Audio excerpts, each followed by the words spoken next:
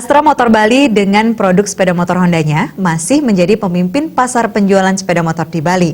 Sepeda motor Matic tipe PCX dan Scoopy disebutkan sebagai penyumbang terbesar penjualan sepeda motor Honda di Bali.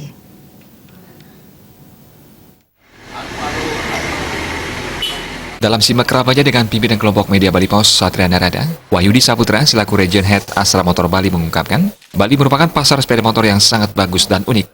Di Bali, sepeda motor bukan lagi merupakan alat transportasi, namun sudah menjadi bagian dari gaya hidup. Satu keluarga bisa memiliki 1 hingga 4 sepeda motor. Sepeda motor Honda dari berbagai tipe masih menjadi pilihan utama masyarakat Bali. Astra Motor Bali mencatat setiap bulan, penjualan sepeda motor Honda mencapai 8 hingga 10.000 unit.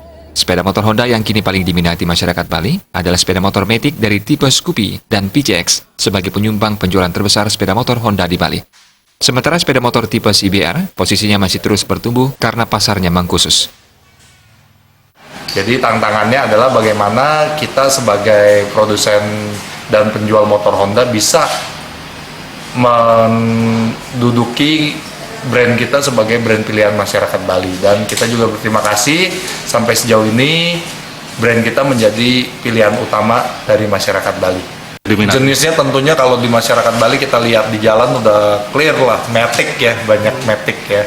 Jadi trennya memang Matic dan sekarang memang varian Matic kita juga cukup banyak.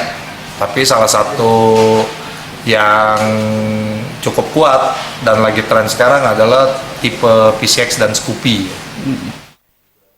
Dalam simak kerama dengan pimpinan kelompok media Bali Pos, Astra Motor Bali menjalin sinergi dan kolaborasi dengan berbagai pihak, termasuk media, untuk membuat program-program yang bermanfaat dan bernilai bagi masyarakat Bali dalam rangka menjaga ajak Bali yang sejalan dengan visi kelompok media Bali Pos. Program tersebut merupakan bagian dari sumbangsi dan kepedulian Astra Motor Bali terhadap kelestarian seni budaya dan adat di Bali yang menjadi daya tarik pariwisata di Bali sebagai penggerak ekonomi. Riasa Bali TV.